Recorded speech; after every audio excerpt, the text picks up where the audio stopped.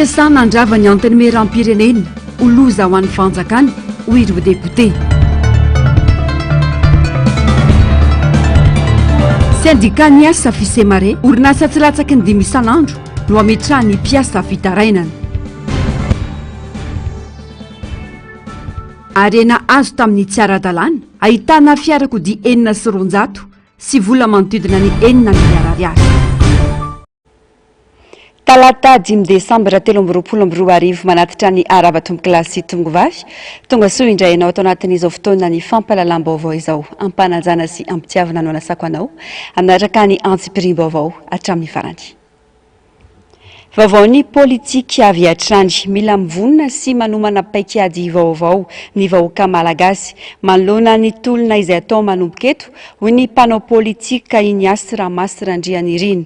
Tsy misy toko sy andininy tokony ho tanisaina intsony satria efa tsy mpanara-dalàna no iresahana eto amin'ity firenena ity. Miankina amin'ny fahavonona ny malagasy rehetra no ampahomby ny tolona hoy ny fanazavany efa marefo ny fanjakana fa ny basy sy ny fiara-mifony visisa no fampiororona izay mila resena ho ihany koa ity mpanao politika ity raha tafaresaka tamin'ny Germaine Menjanary sy Manu Randriamalala. Raha mbola ny ampahefatry ny mpifidy no nalany dia midika ho fitondrana tsy aritra izany hoy Ignace Ramasy Randrianirina androany. Ny vahoaka no fahefana koa raha ny vahoaka izay tompon'ny fahefana no tsy manaiky hipetrahana ho filoha dia tokony andiny tena hoy ny fanazavany. Tsy mpievitra izay niantraika mivantana amin'ny fitondram-panjakana manoloana ilay sarisary-pifidianana izay niseho ny 20 ny volana Novambra lasa teo izany. Ohatra ny afona pombo io ka ela voadoro tiako resahana tsy maheno ninona mihitsy ianareo zao ny vahoaka malagasy fa manome ohatra anareo tamin'ny 71 lany 7,700 ny filotsiranana efa bolana taorinan'izay ny ongana satria tsy mahatondra fanjakana raha 5,700 ny olona mifidy azy nitondra ny firenena ity ary navita ny adidiny ny C11 tamin'ny talohan'ny 16 izay ny zavatra mitakina ny arahana tao anatin'iny hoe tsy voavidy vola tsy nisy naratra tsy nisy tolona pasifika fa après amin'ny fifidianana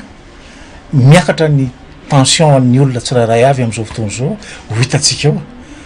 eo hoe hoaizintsika ity fa zay le ndresahako hoe ohatry ny afina pombo izy io ka ela voadoro ary raha ohatra ka misoka mangina avy any ambany dia ho hitanareo tsara zany ny famaizan'ny ny etaetam-bahoaka sy ao anatiny zay rehetrarehetra satria efa navadika tolona politika le izy tsiny fa misy mivorivory fa misy mifandamina ny rehetrarehetrany tsy maintsy tonga amin'ny fampiresahany io na hoe ny andalam-be tsika na tonga dia fampiresaka satria tsy mahatondra fanjakana hoa raha io vokatra azony tamin'ny fifidianana amboletra io manana olana antsika zany eo ny mbola mahavazaha zany zao mbola olana tsy mbola tsy voavahantsika ny romivosy mbola olana mbola tsy voavahantsika zany mbola eo daholo mandady moramora any ny élection zay everintsika nampifamaly antsika teo eo koa ny resaka fanondranana inona moa izy teo arena maty eto anty mbola tsy voavaha zany ary mbola iamafy zay amin'ity 2024 ity. Tokony iova endrika amin'izay ny tolona manomboka eto ho hatrany ity mpanao politika ity. Fitondrana tsy ny rahalalàna mantsy no misy eto amin'ny firenena ankehitriny ka tokony tsy hitanisa andiny sy toko izany intsony. Tsy safidim-bahoaka no nivoaka teto hoy ny antoko MFM izay nivoaka tamin'ny fanginany manoloana ny toetra raim-pirenena ankehitriny indrindra ny mahakasika ny fifidianana. Tokony hijoro hatramin'ny farany anohitra izany ny vahoaka malagasy izay maty sapatena sy tena tia tandrazana hoy nambaran'izy ireo. Tati-baovaon'ny Germaine Menjanary Manu Randriamalatrany. Tsy azo ekena ary tsy manan-kery eo anatrehana malagasy ny fifidianana izay natao ny 9 Novambra lasa teo hoy ny antoko MFM androany. Amboletra mpifidianana no iantsona iny fifidianana iny. Mampahatsiahy tanteraka ny fitakinana nataon'ny filompanolona ny antoko Manandafy Rakotonirina tamin'ny fotoan'androny ny endrim-pifidianana miseho amin'izao ka asa iny fanjakana sy izay miseho ho kandidam-panjakana manao ny amboletra tahaka ireny raha ny fanazavany. Any ka tsy ansasaka mifidy akory no mandany ilay filoha dia lazaina fa lany. Averiko tsara sady tsy legaly iny tsy legitime satria fifidianana natao amboletra tsy mifanarahana na iny fotsiny ara le hoe anatao tamin'le 9 na le 16 dia efa misy tsy fetezany voalohany indrindra mbola tsy ampy 10 andro ny resaka fifidianana anticipé filazana ian'izy iny samy mieritreritra n'izay resahako zay tsy legal iny satria tsy légitime iny satria zao tsy mahatratra ny fetra na ny atsasa-manila ampifidy akory de mitsingevaeva zany ny mpitondra fanjakana am'izao fotoana zao satria na io lazainy fa 58% io aza dia tsisy mahalalany io any izy tany ambanivohatra amin'ny fianona tany fa mifantatra fotsiny aloha ny zavatra natrehanay a dia any amin'ny 27% any a ny tena olona ny tonga ny fidy zay aloha zany ny analizy sy ny zavatra ny fanatonana tamin'ireo namana any amin'ny 27% any zay ve de mahatondra firenena zao sika miteny zao nisy loi manandafy tamin'ny 1997 izay anisan'ny lalàna tsara kanefa noravana tao anivon'ny antenimera pirenena iny izy io zany hoe raha tsy mahatratra ny atsasa-manila ampifidy dia tsy tokony hoekena ny fifidianana raha io 50% lazainy fa vato azony io ny tena vatony 15% amin'ny olona mifidy tsy mahatondra fanjakana zany tsy maintsy mifampiresaka tsy adala ny international tsy adala ny FFKM tsy adala amin'ny panina tsy adala reo olokeny rehetrarehetra eto amin'ny firenena ity tsy maintsy alamina ny firenena tsy izy ny fifidianana tamin'ny 16 novambra iny manana andraikitra feno iarony safidy izay nataony ny vahoaka ho iantrany ny fanazavana na ireo ny safidiny tsy hifidy na ireo tsy mankasitraka intsony hitondrany olona mizakazo-pirenena hafa ka efa nisakana ny irotsahany tamin'ny fifidianana iny raha ny fanazavana na inona mbara dia fifidianana feno osoka no natao teo ary tsy safidiny vahoaka malagasy no nivoaka ho iantrany ny MFM olona tena malagasy sy tsy nanary ny zom-pirenena maha-malagasy azy no tokony hitondra ny Madagasikara hoy ny fikambanan'ny tanora ho fanavota amin'ny pirenena ka ny famerenana izany sy ny famerenana ny tany tandalana nanohizana ny tolona amin'izao fotoana izao miantso ny tanora rehetra ho sahijory sy anatevin-darana ity fikambanana ity izy ireo nanamafy ny filoha-pitarika ity fikambanana ity fa fifidianana niteraka korontana ny natao teto ny 12 novambra lasa teo tato ny onjalalaina ranaivo manana ary manantsoa mbola afa-tsara tsy mandeha araka ny tokony ho izy intsony ny fiainana eto Madagasikara ony avy amin'ny fikambanan'ny tanora ho an'ny fanavota amin'ny pirenena androany raha naneneviny makasika ny fiainam-pirenena antony mahatonga izany ny fanomezan'olona efa nanariny maha-malagasy azy ny fitantanana indray ny firenena anisan'ireo tompon'andraikitra voaloha mily mijoro ho fanavotana amin'ny firenena ny tanora ho hiatrany ity fikambanana ity ny tanora raha teo no maro anisa eto amintsika sy ho avy ny firenena mazava be ny tolona satria ny zavatra misy fatatsika sy ny zavatra misy iainantsika eto Madagasikara dia betsaka ny zavatra tsy mifanaraka amin'ny fiainam-bahoaka tena vahoaka gasy etỳ fotony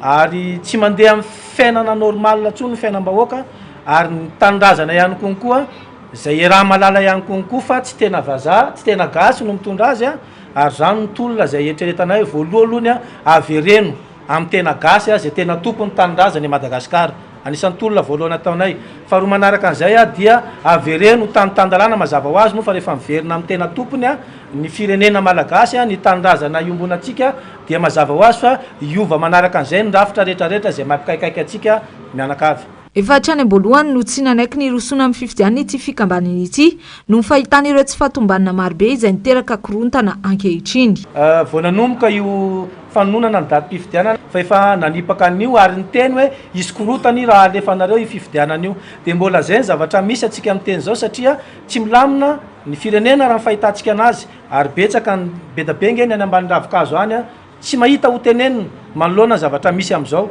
satria manoloana ny herim-pamoretana sy ny zavatra misy manana didy zany izay reto hiantso ny tanora namanay efa miaina anaty korontana ny firenena amin'izao fotoana izao noho ny amboletra nataon'ny fanjakana tamin'ny firosoana amin'ny fifidianana fotoana izao hijoroany tanora ka miantso ny tanora rehetra ho sasy ho vonona navitra Madagasikara ity fikambanana ity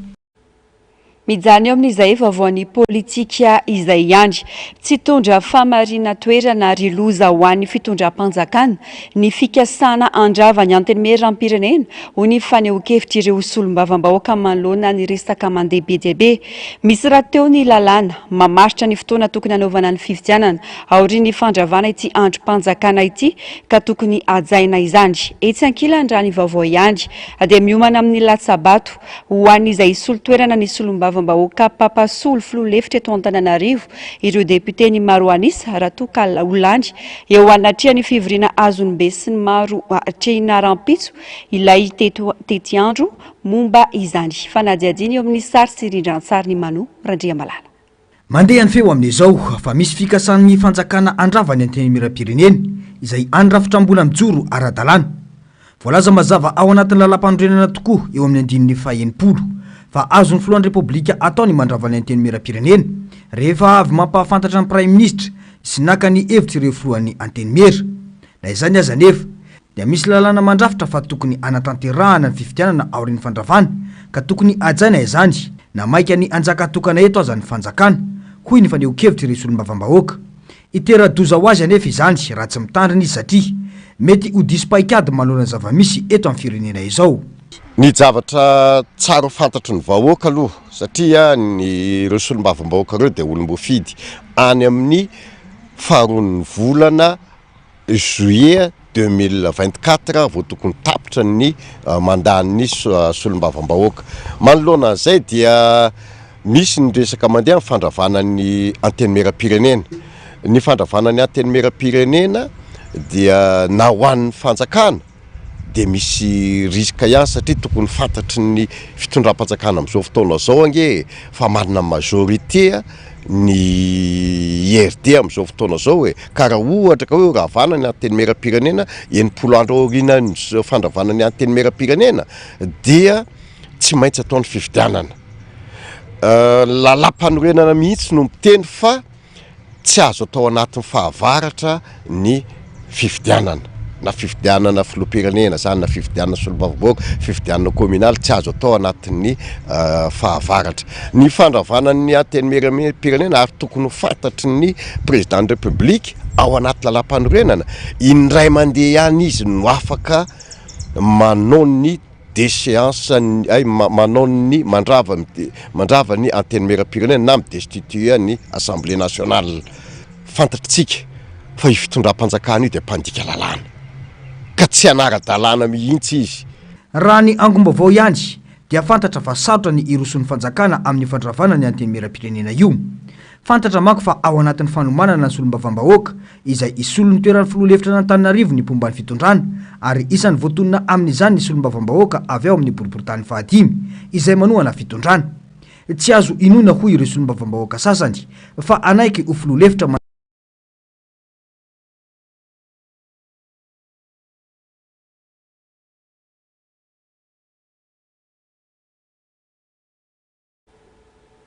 fa fotoana izao amaranana ny tolona nataon'ireo ray aman-dreny ny ady ho an'ny Madagasikara tamin'ny taona 1770 hoy ny avy amin'ny fikambanan'ireo ray aman-dreny ara-drazana. Ity fikambanana ity izay mikarakara fampionana ireo hery-velona rehetra eto amin'ny firenena ny 13 sy 14 Desambra ho avy izao isiny tondrozotra hivoaka aorian'io fiaonan'io. Onjalalaina Ranaivo Manana ary Manantsoa mbola afa-tsara. Miantso ny malagasy anatrika ny fivoriam-be atao eto Antananarivo ny 13 sy 14 Desambra ho avy izao ny fikambanan'ireo ray aman-dreny ara-drazana. Antsoina izy ireo ao anatin'izany ny olom-pirenena Sakanavaka, ny avy amin'ny filoha Alinda, ny filohan'ny androm-panjakana, ny kandidata amin'ny fifidianana filoham-pirenena ary koa ny firaisamoam-pirenena.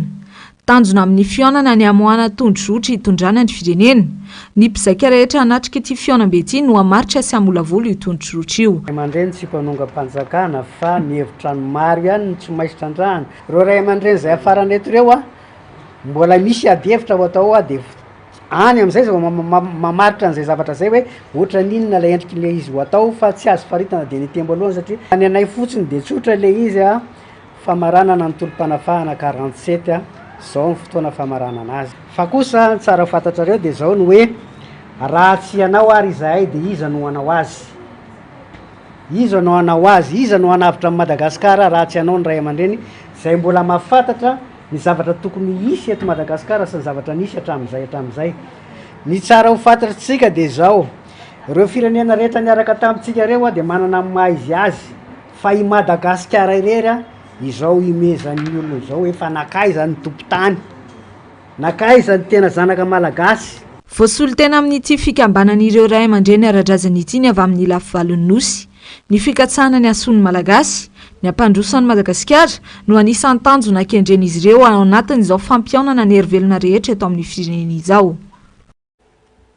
Namoany zandary misahana ny eloka behivava filazana fikarohana navis de recherche iandriamanjaka Jean-Luc Fabien antsona amin'ny solona ny nanarana Andry Biary raha fanaovana osika tamin'ny taratasy mpanjakana sy fisolokina no vesatra hiampangana azy amin'izany rany voarakitry ny taratasy filazana nanomboka ny 15 novambra lasa teo ny fikarohana azy izany hoe 20 andro zao tsaivina ihany koa fanokasaina no samboriny ny izay 4 oktobra lasa teo. Izy dia anisan'ireo mpanao ampamoaka amin'ny tambazotra Antserasera ary tena masika fitenenana manohitra ny fitondrana. Lafombaovao hafa kosa indray ireo arena azo tamin'ny fanodikodiana vola mpanjakana na fananam-panjakana no ankamaroan'ireo giazan'ny agence de recouvrement des avoirs illicites na ny aray mitana ny larana faharoa kosa ireo fananana azo tamin'ny kolikoly fiara anjatony trano tany ary vola nanodidina ny 9 miliara ariary no nogiazana ity rafim-panjakana ity nanomboka ny volana janoary 2024 fonjy maika ihany ny fanagiazana tao amin'ny aray ny didy avoaka ny fitsarana no mamaritra na averina na tsy ireo fananana no giazana hatramin'izao araka ny vaovao dia mbola tsy nisy didy pitsarana mangeja tanteraka ireo fananana azo tamin'ny tsy ara-dalàna ireo fanadiadiana nataony onjalalaina ranaivo manana eo amin'ny sariny mbola avatsara. Fiarakodia NS Ronjato, trano,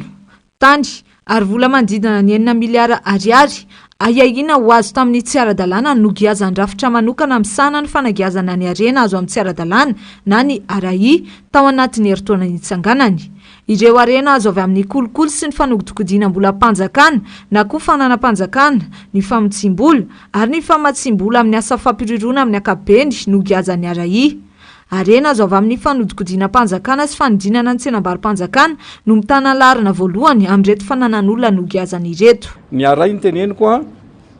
dia voaingana ny tena atao hoe opérationnel tamin'ity taona 20 sy 20 ity dia rehefa nanomboka nanatanteraka zany nanomboka nanangona zay vokatra efa azo vitan'ireo entité hafa mahakasika an'izany recouvrement des avoirs zany efa misy ny fananana maromaro eo ampelantanana amin'izao fotoana izao toy ny fiarakodia maromaro misy ihany koa ny tany trano misy ihany koa ny volany amin'ny banque ozy izy teo Ny fitsarana ambaratonga voalohany no mamoaka didy sy mandray an-tanany ireo raharaha fanenjehana eo anivon'ny arai ary ny didina avoaka ny fitsarana no afana mamaritra na averina na tsy ny fananany olona no giazana ity rafim-panjakana ity. Vonjy maika ihany araka izany ny fianagiazana ataon'ny arai. Rehefa mandeha ny fanenjehana, ny famitorana dia mety ho voaporofo, zay le présomption d'innocence, fa rehefa tsy meloka le rehefa hita kosa miporofo fa hoe tsy avy amin'ny kolikoly io. Tsy avy amin'ny fanodikodona mbola mpanjakana io mazava ho azy tsy maintsy miverina amin'ilay olona satria zo fototra ny misitraka amin'ny fananana voalazany lalam-panorenana malagasy zany. Nomboka deuxième trimestre an'ity taona 2024 ity nisy ny niditra fa nisy ihany koa no nivoaka. Mirotsaka manontolo any amin'ny kitapom-bola mpanjakana ny vola rehetra azo avy amin'ireo fananana iahina ho azo tamin'ny tsy ara-dalàna ka nogiazany arai. Miroso amin'ny fanaovana lavanty ny entana ity rafim-panjakana ity rehefa voamary ny fitsarana fa tena azo tamin'ny tsy ara-dalàna ilay fananana nogiazany. Hatreto, mbola tsy nisy didina avoaka ny fitsarana amin'ny fanagiazana tanteraka ny fananana eo ampelantanany arai. Pejiny toe-karena tompon'antoka voalohany amin'ny fandraisana andraikitra sy ny famoronana asa ahafahana manarina ny toe-karena analefahana ny fantrana ny fanjakana hoy nambara ny mpay toe-karena iray. Manao toy vakana ny fanehoan-kevitra ireo mpay toe-karena manoloana ny fahasahiranana sy ny fitotongany Madagasikara eo amin'ny sehatra iraisam-pirenena. Mialy Rarinombana, Andry Rakotomalala. Fototra ny fahantrana eto Madagasikara ny fahaverezana asa sy ny fahampian'ny tolotra asa avy amin'ny fanjakana sy ny sehatra tsy miankina mandringa ny seha-piariana noho ny firoborobon'ny ireo sehatra tsy manara-dalàna. Rehefa tsy misy ny asa, tsy misy ny fidiram-bola ary mena ny fahefa-mividy avy amin'ny sambatan'olona dia mazava ho azy mirongatra ny sehatra tsy ara-dalàna sy ny tsy fandriam-pahalemana. Ireo antony ireo no anisan'ny mahatonga ny rehetra voakasiky ny fahantrana eto Madagasikara. Tsy azo idovirana noho izany ny famoronana asa raha te hanalefaka ny tahan'ny fahantrana eto amintsika. Ao anatin'izany, kendrena ny hanomezana asa mifanaraka amin'ny fari-pahaizana sy ny fari-pahalalan'ny tsirairay ho ny nambaran'ny mpahay-toe-karena iray. Taux de pauvreté aloha teo Madagasikara zany tamin'ity taona ity niveau historique. Mbola tsy nisy tao anatin'ny 80 taona zay. Misy alarme efa rouge be zany miandry antsika satria tsika zao anaty période de soudure. Vaolana tena aingana indrindra zany dia ny famoronana asa aloha zany. Manao refonte le resaka asa mihitsy. Iarahantsika malala fa maro be tena mihoatra ny 200 ny niveau latsaka tsy manana CEPE. Izany hoe raha amorona asa zany tsika dia tokony asa zay mifandraika amin'ireo structure ny capital humain toetoetry ny fotokarena maha olona malagasy mba hahafahana manome asa ho an'ireo sahaza ho anazy. Rehefa mamorona asa dia jerenao anatin'ilay famoronana asa hoe iza ny secteur, iza ny sehatra asa miamafy, iza ny sehatra asa mialevona. Rehefa miamafy izy dia tokony hamafisina izany famoronana asa ao aminazy. Rehefa mialevona izy dia transferena ireo olona izay tao anatin'ilay sehatra asa mialevona ireo ahoana ny fomba ahafahana mampiasa an'ireo ho any amin'ilay sehatra asa miamatanjaka. Ankoatra izay, nambarany fa misy ifandraisany betsaka amin'ny fahantrahan'ny Malagasy sy Madagasikara ny tahamboly eto amintsika. Ny fanondranana entana makany ivelan'ny irery no ahafahana manome lanja ny ariary. Ahazona mampahomby ny fanondranana entana eo amin'ny lafin'ny toe-karena nefa tokony alalahan'ny fitondram-panjakana io sehatra asa io ho iatrany voalaza ny Fidèle Randriamananjara. Misy ifandraisany be amin'ny fahantrany Malagasy ny tahambola zany. Tahambola Malagasy mihoatra amin'ny vola vahiny. Tahambola io zany dia tsy misy afa-tsy ny fanaovana exportation sy eo le anjara andraikitra lehibe an'ny fanjakana ny miady ho an'ilay opérateur Malagasy na izy mihitsy no midetermine ny vidin'ny vokatra vahiny izay ho amidy any ivelany na ampitombony ny alalahan'ny sehatra asa izay iasan'ireo opérateur Malagasy ireo mba hatanjaka ireo ka ho lasa sehatra asa miamatanjaka afaka amorona asa. Ankoatran'izay stabilité institutionnelle. Rehefa stable tsara ny institution eto Madagasikara, indrindra ny fahefana izay tokony hianteheran'ireo mpampiasa vola vahiny rehefa tonga eto izy dia malalaka be zany milamina le atmosphère de business. Rehefa miforona ny asa dia misy vola miditra isam-batan'olona. Ao anatin'ny vanim-potoana hiatrehana ny fetin'ny Krismasy sy ny faran'ny taona isika eto Madagasikara amin'izao fotoana izao. Miazakazaka any amin'ny fivarotana ireo kojakoja sy haingo ilaina amin'izany indray ny ankamaroan'ny Malagasy. Mitombo noho izany sehatra tsy manara-dalàna kanefa ny fahefa-mividy tsy misy. Profile izay manamarina fa mahantra ny firenentsika ary manana taham-pahantrana 7,700 araka ny fanadihadiana nataon'ny banky iraisam-pirenena. Mihinana mba ho velona sisany ankamaroan'ny tokantrano Malagasy amin'izao fotoana izao manoloana ny fidangan'ny vidim-piainana sy ny vidim-bary. Tsy masiaka ny vola miditra ny vola mivoaka manoloana ny zava-misy ho ny fanehoan-kevitra ireo olom-pirenena tafaresaka tamin'ny Mialy Rarinombana sy Andry Rakotomalala. Sakafo tapa-kibo fampihenana ny kapoaka rotsaka. Ireo no iainany ankamaroan'ny tokantrano Malagasy amin'izao fotoana izao manoloana ny fidangany vidim-piainana isan'andro indrindra fa ireo entana ilaina amin'ny fiainana andavanandro toy ny vary, ny menaka, ny siramamy. Tsy ny eto Antananarivo sy ny manodidina ihany fa saika ireo faritra rehetra manerana ny nosy. Atao izay mahampy ny eo am-pelantanana ary izay hitazomana aina sisa no atao. Ny asa tsy misy ho an'ireo izay manana zavatra tao indray tsy mifanaraka amin'ny vola miditra intsony ny vola mivoaka. Tsy manan-tsafidy ka very fanaim-bola velona ny olona manoloana ny zava-misy. Ny vidim-piaina aloha amin'izao iainana izao dia tena misontra isan'andro mihitsy. Eo amin'ny lafim-piainana aminay ambanivohitra any izao dia eo amin'ny vidina vary mihitsy ny tena tsy zakany satria misontra mihitsy. Any aminay any am-pitandrefana amparafara vola iny taloha izy eo amin'ny 2% ny kapoaka izao izy zao tafakatra 9,700. Ny vatam-bary taloha 5 sy ray alina ankehitriny izy eo amin'ny enana ihany zao 10 sy 4 alina aloha tsy ary nisy azy tamin'izao taona zao lokany maromaro antrano aloha raha tokony azo 5 kapaka tambona azy tsy maintsy mihena aloha iny vidiahana anazy amin'le arakaraky ny fahefa mividy dia ahena torako izany koa ny arotsaka anaty vilany dia mosafe zany ny tena dikany mihena tapatsinay zany aloha zay vahoaka madinika hatramin'izao zay aloha dia miahy aloha atreto hoe mety mihoatra noho zay mafanienana zay no zava-mety misy amin'izao fotoana fantanana azy zao lafo nefa mivola tsisy hitako fa miatrika amin'izay zava-misy aloha ahena mihitsy ny kapoka ahena mpivarym-pandrotsaka ny zavatra vidina tsena zay zavatra nohanina zany tsy mahita hena satria tsy hiperapera-tanana ny zarainy mainty zay aloha angalatra zany le tsy fijerena an'le tatsapa mokatra mihitsy mifahalalako an'io any an'le bazy mihitsy zany tsy fantatrin'le amin'izao fa fanafarana amin'ny mahamay azy na lasa lafo be lasa ohatra nasa double mihitsy zany noho ny taloha e tokony hoe hidina zany ny resaka ppn resaka vary siramamy lafarinina menaka ny legioma voamaina reny zany tokony hidina daholo rehefa midina zany vidim-piainana dia automatika zany tonga dia tsisy problème foana zany mba mora zany fiainana dia tsy sahirana ny olona e fa amin'izao lasa be mpanendaka mangalatra noho le fahefan'olona tsy ampy zany e sahirana tena sahirana amponina satria ny karama tsy miakatra nefa vidim-piainana miakatra may miakatra tokony hoe mba miakatra koa zany ny karama rehefa miakatra ny vidim-piainana e tokony dobolena ohatran'ny vidim-bary vidin'ny siramamy dia tsisy olana le izy ny fanjakana irery any nefa no manana ny fanalahidy amahana ny olana saingy mametraka iay ny amin'izay mety ho fandraisana andraikitra izy ireo ny olom-pirenena hatreto mantsy tsy nisy izay fandraisana andraikitra izay ka samy manao izay tsindy amin'ny vidin'entana mety aminy na ireo mpambongady na ireo mpanjara tsy laozandromorombo ny tontolon'ny asa izay fanandringa nandritra ny taona maromaro teto Madagasikara raha ny voalaza tsy latsaky ny 5 ireo orinasa mitrahana ireo mpiasa ao amin'ny fitarainana araka nambarany syndikany Fisemare raha tiana nefa nitondra fampandrosoana ho an'ny firenena tsy tokony mamavana ny resaka fiarina ho ny fanehoan-kevitry ny sekretera jeneraly nyity syndika ity fanadiadiana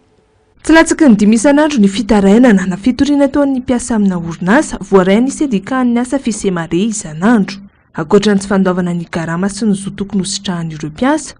antony isin'izay fitarainana izay ihany koa ny fandroahana mpiasa tsy ara-dalàna sy ny fanitsakitsahana ny lalàna ny asa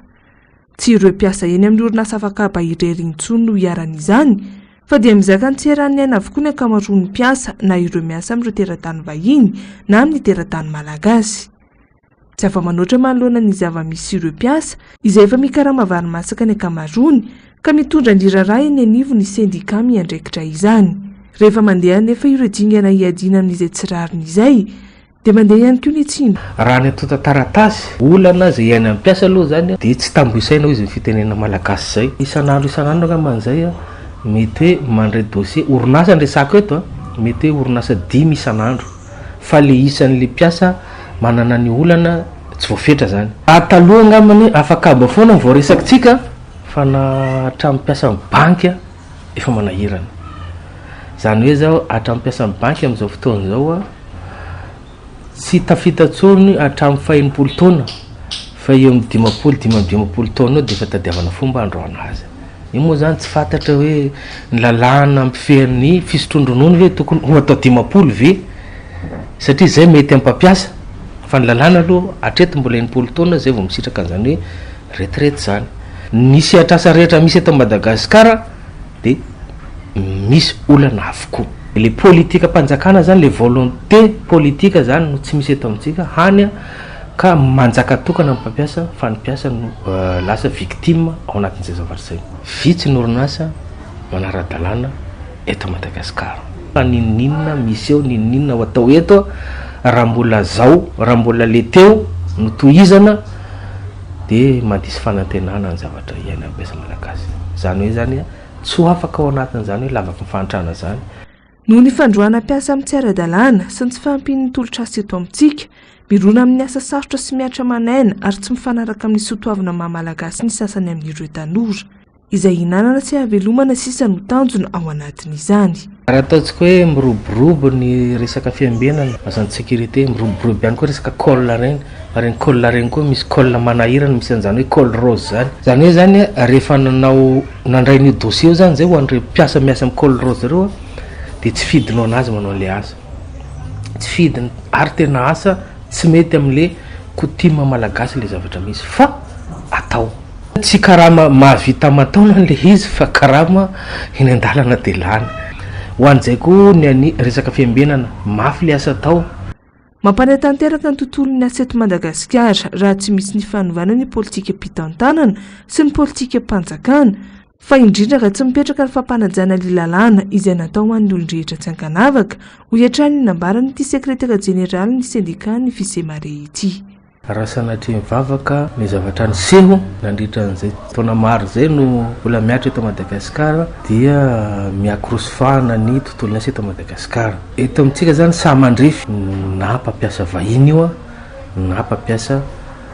teratany malagasy sy ny herin'ny famarinana tsony na ny marina no misy eto Madagasikara fa ny herin'ny vola sy ny fahefana na mandeha anao eny anivon'ny inspection de travail tsy afa manoatra niny mandeha anao fitsarana toetra manahirana koa niny ny travail mihitsy zany mbola faralahy eo anivon'ny fitsarana ohatra tiana ny ampandrosan'ny Madagasikara dia fijerevana an'izay tontolon'ny asa eto amintsika zay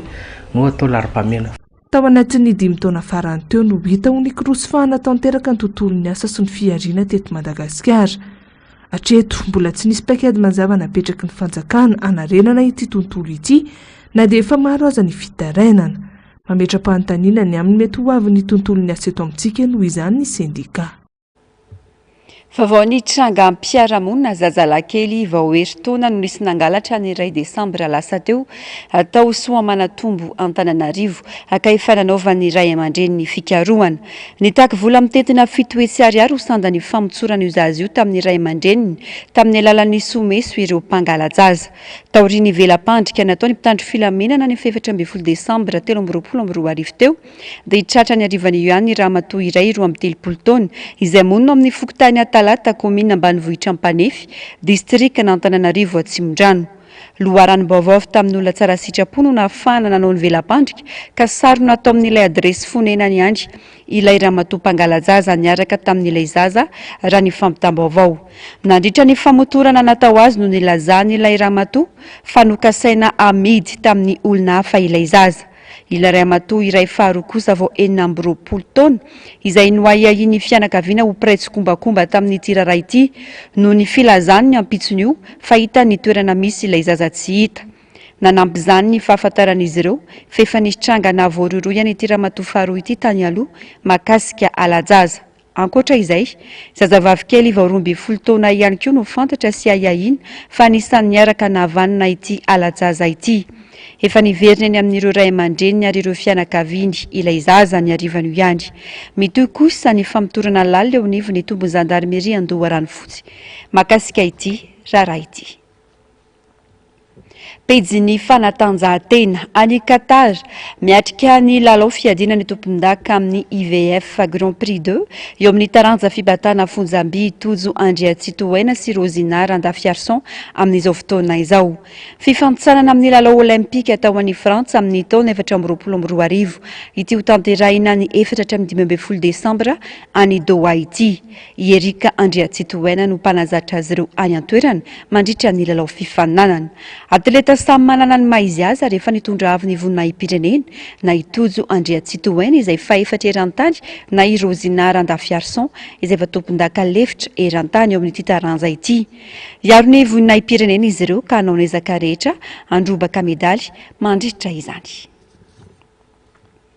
Farany eo amin'ny maresaka avy any ivelany olona 20 farafakely no namony ainy Tsina avokatry ny fianjaran'ny drone teo amin'ny tanàna nisy azy ireo ny alahady teo. Nandritra ny fankalazana ny fetin'ny Silamo no nitrangany ity loza ity. Nisy olona 10 mahery hafa ihany koa ankoatr'izy ireo no naratra. Efa misokatra moa ny fanadihadiana hoy ny manam-pahefana any an-toerany. Fanadihadiana eo amin'ny sary Serindran-Sarny Tahiriny any. Un tir de drone de l'armée a touché par inadvertance le drone iray anitafika nigériana no nipoaka tsinaka na fahatsolo 5 tao amin'ny tanàna Tudunbiri ao amin'ny distrika ny Gabi ao kadona Nigeria ny alady teo raha nitatitra nataon'ny Bureau national misana ny vonjitaitra ny atoerana misy olona 90 ihany koa naratra vokatra izany nandritra ny fankalazana ny fetin'ny Islam no nitranga ny loza ka naravany tanàna vosikajy iray amin'ireo daroka bomba miaramila na fahatsolo be indrindra tao Nigeria ity nitranga ny farany herinandro teo ity ny ankiny teo anivony tafika fa namely tsinany tanàna ny Biri ny iray tamin'ireo drone fampiasany izay nikendro manokana ireo vondrona mitapiadina nandritra ny fetin'ny Islam miantso ihany koa fanafanajiadina makasika ity tranga ity araka izany ny filoha nigériana mbola Ahmed Tinubu androany ankoatra ireo namony ainy mbola misy olona fakaroina ihany koa raha ny fanazavana tao anatin'ny 7 taona matetika mampiasa drone ny tafika nigériana amin'ny ady ataony amin'ireo jolasy ny jihadista ao amin'ny faritra avaratra andrefana sy avaratra atsinana ny firenena fifandonana izay na fahatsiolona 4 alina mahery ary ireo tapitrisa hafa ny findramoana tao anatin'ny 10 taona. Coûter la vie à 20 pêcheurs. Izay ihany koa no manakatona ny fiarana tamin'ity anio ity mankasitraka fenanao nanaraka ny vaovao hatramin'ny farany hoarainao misesy izao kosa ny fandarana ahona marina Global News ary ny horonan-tsary mitondra ny lohateny hoe kondiky ny kandidata ny sampana fampalalam-baovao kosa tonkilasy tongivavy mametraka ny veloma mandrapitafa ho amin'ny rampitsindray veloma tompoko.